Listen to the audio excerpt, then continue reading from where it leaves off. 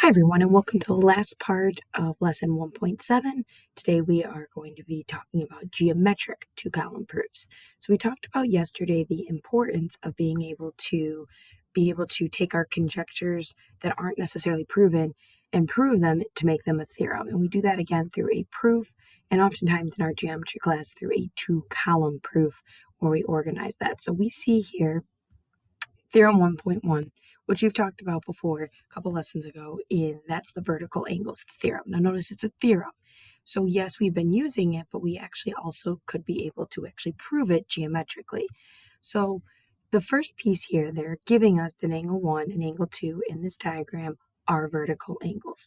And again, our first step in our proofs is to write down any of the given information. So for this first one, we are going to start by writing down our given information here that those two angles are vertical. Now step 2 you see in the proof is that the measure of angle 1 plus the measure of angle 3 are 180. The measure of angle 2 plus the measure of angle 3 is also 180. And we know that's true because of the definition of supplementary. Right? We know that those angles are supplementary. We could have also maybe said, and as an option, definition of a linear pair, right? Since we've talked about those before as well.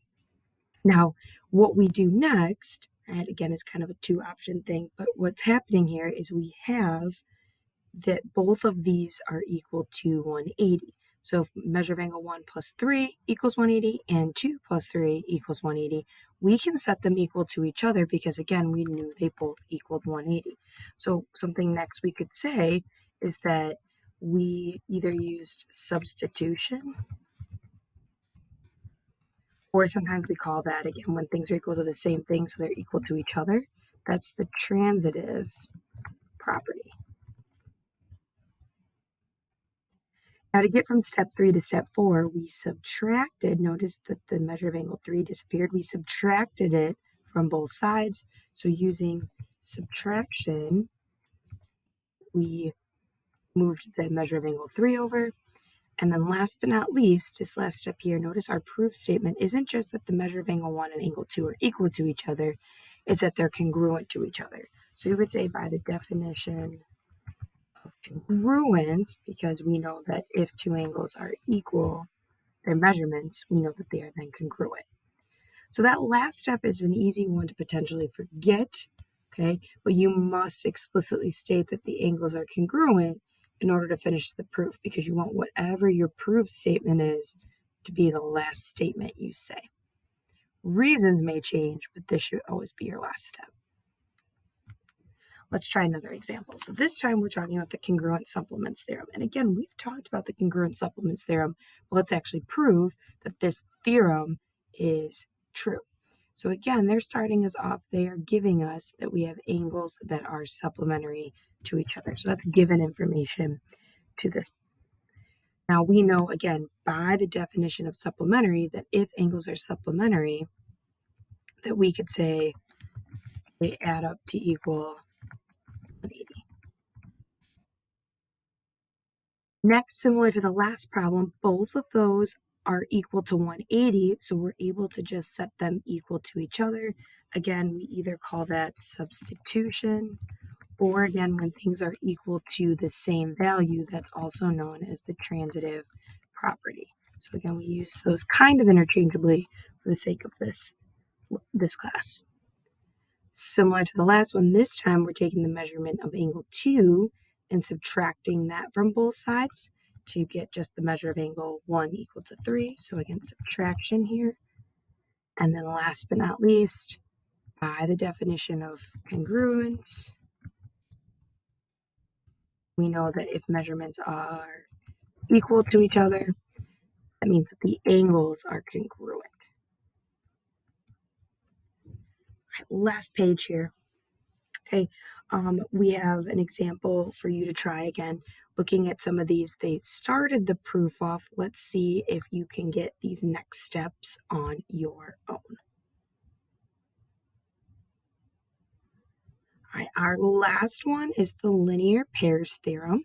Okay, when we prove this one, okay, we are given that angle ABC and angle CBD are a linear pair. Again, that is given information to us. And we know in step 2 that they're telling us that the measure of angle ABD, this one right here, is equal to 180 degrees.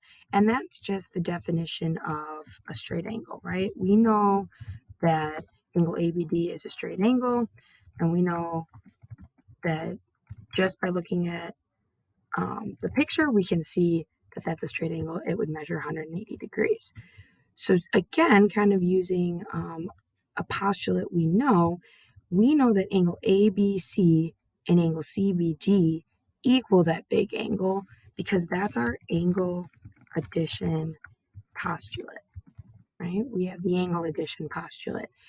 We had segment addition as well for the segment type problems, but this one we're using the angle addition postulate because we're talking about our angles.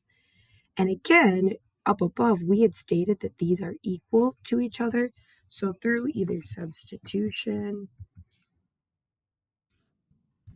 or again, you could call that the transitive property, because these are equal to the same value, they're equal to each other. This one's probably a better use of just substitution though, because we're taking this 180 and plugging it in where we had ABD up above.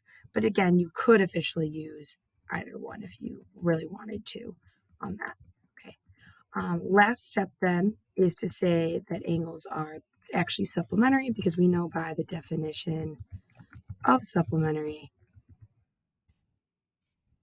we can say, okay, if two angles add up to equal 180, we know that means that's our word, supplementary. So make sure you guys keep all of your vocab handy, both on a sheet and in your brains, and we'll work more with some proofs in class. Thanks, everyone.